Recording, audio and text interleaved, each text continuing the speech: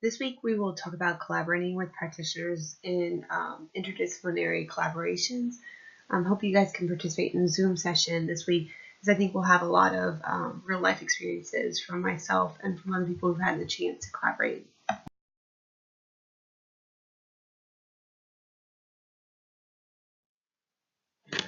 So there's several models of doing financial therapy. Obviously, it's just a practitioner trying to incorporate the other field into their work. So me as a therapist doing financial therapy by incorporating budget and spending planning, other things I've learned in the courses I've taken on financial planning. As a dually trained, there's a bunch of philosophies on how much training you need. But again, as we talked earlier in the semester, I think it's all about defining it for yourself and your clients. Then there's coworkers. This is happening quite a bit. This is a lot of financial planning firms are employing a mental health professional in office so that if there needs to be a referral, it can be done within the same space.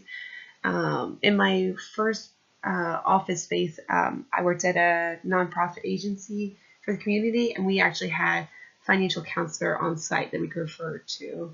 Then the shared space, which is two usually solo practitioners or independent practitioners who just happen to share the same office space, and then obviously referrals.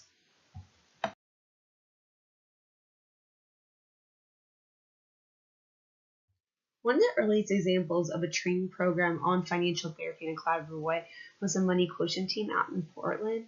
As you can see from this description of how the process works, it's very much financial therapy. They are incorporating both financial planning with the interior research on the person, such as the scenario building, the use of goals for life, clarifying those things.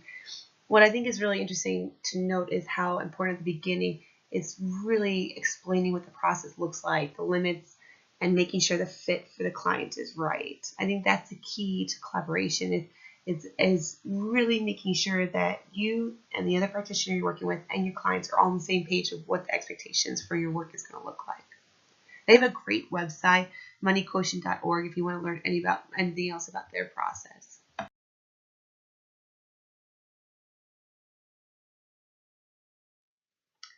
Facilitating financial health in the chapters you were assigned gave great advice on how to make collaborations more affordable or cost effective for you and your clients.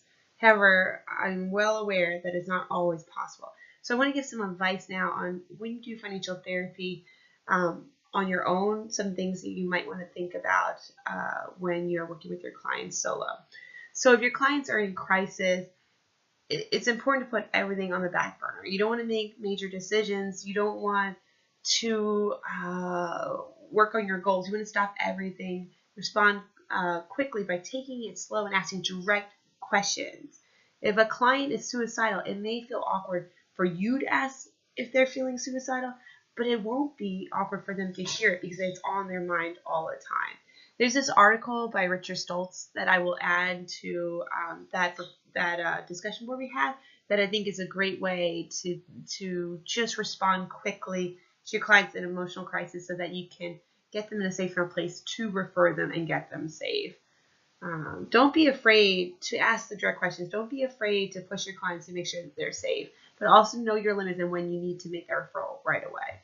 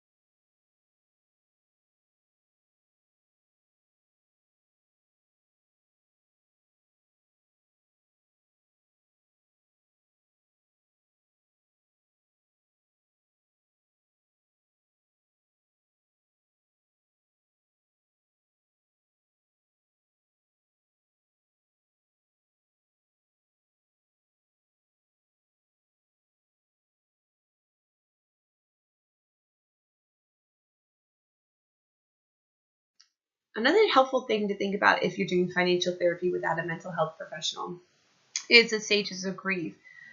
This Kubler-Ross stages of grief theory is so helpful for so many aspects of your client's life. Of course, it's going to come up with estate planning and the distribution of wills and assets after passing, but it also come up after divorce. These are grieving their marriage, after losing a house. They're grieving their home. Any kind of big change, you have to grieve the end of something. And you think about it, each one of these stages of grief serves a purpose to kind of protect the individual from experiencing the true intensity of the loss all at once. So numbness is a normal, immediate reaction. It shouldn't be assumed to be a lack of caring. For instance, like if a client loses a home and one partner comes in and is like, oh, it's no big deal, it's just a home, and the other one is bawling, like, this is where we raised our children and everything, helping your clients see each other as like maybe the spouse that seems uncold is actually not a lack of caring, but rather just in the shock and denial stage. This stage will diminish as the individual acknowledges the impact of the loss and the accompanying feelings. If your client is experiencing some kind of crisis or some kind of grief, it's essential that we listen and let the clients tell the stories, even if it's over and over again, because sometimes the repetition helps the client process it differently, and then attempt to normalize. But if at this point you feel like your client needs more than can give, it's important to refer. And I love that in the Facilitating Financial Health book, they give real tangible examples on how to make referrals. I know that there is a social stigma about therapy, and it is awkward, especially if you're close to your clients, to make the referral. Like, for instance, there might be some denial, like, oh, my client has been so great and overcome so much in the past, there's not really a problem, go away. Or if I suggest it, they'll be embarrassed or they'll be mad at me. Or it's not my problem, so I shouldn't get involved. So all those are fine worries, but if your client needs more help than you can give, I promise a referral will make them feel better. And I think going back to the chapter and looking over those notes that Clonsonol suggests on how to make the referral will be really helpful to all of you.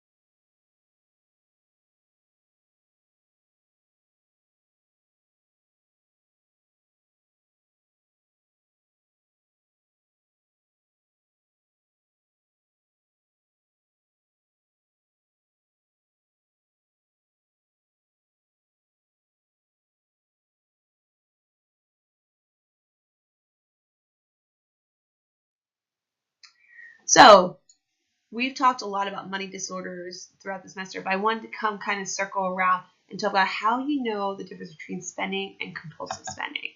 So if it is your client's main way of dealing with stress or distress, and this is true also if there's drinking is the only way they can do it, when there's no other coping skills, we know that there's a problem. When it's done to escape reality and create this fantasy, like once I buy this makeup, then I will be beautiful and life will be easier and I will be happier. That's when you realize there's a compulsion underneath it that is not based in reality. And then when it interfering, when it's causing distress and they can't control it, then we know that there actually is a compulsion that's causing a behavior that is so unhealthy rather than just excessive spending.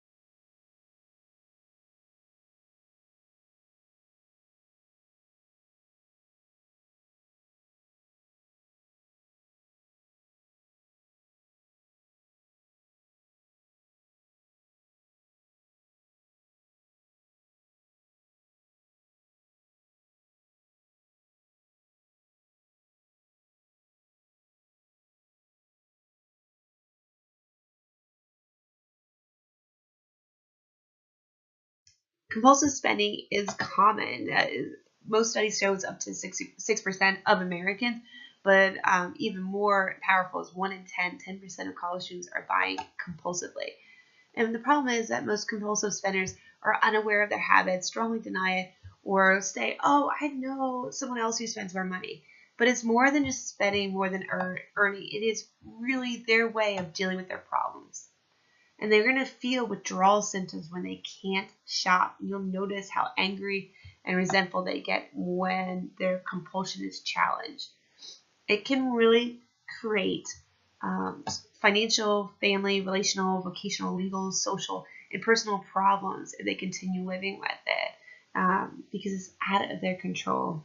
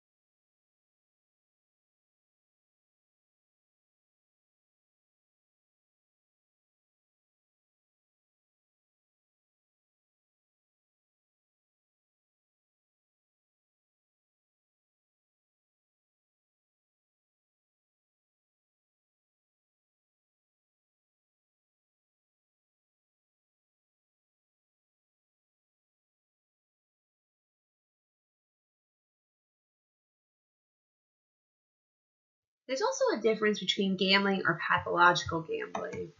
So when a gambler who has no control and it leads to negative consequences, then it's called pathological gambling. If they pay off all their debts and then gamble their way into debts again, then you know there's a problem. It's almost like even though there's no substances ingested, the problem the gambler gets is the same as someone having a drink. It alters their mood and it keeps on making them repeat the behavior to a higher and higher level because they've developed a tolerance until the consequences are deleterious on their life. So there's a website called ncpgambling.com that you can use if you need help, but definitely refer out and help clients in need.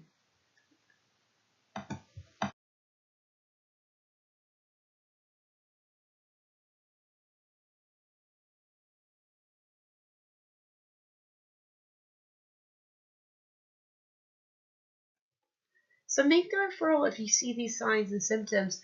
It's important to normalize therapy as something that they can use for a short amount of time to get over a hump. This is easier to make the referral during transition times, like if they're going through a career change or if their kids are going off to college. It makes sense to help them. Also, people are self-selected into seeing you. Someone, no offense, you guys are all more open to the therapeutic components of financial planning. So they're probably a little bit primed to be able to talk about their feelings from meeting with you already. And there's some self-help groups. I already mentioned one for gambling, but there's another one called Gamblers Anonymous or Debtors Anonymous that if they're not willing to go to therapy, these could be a kind of bridge until when they are ready to go to therapy. So we'll talk more in class about what Klotz and Klontz suggested to help the referral get easier. And I'm looking forward to seeing you guys then. Thanks so much.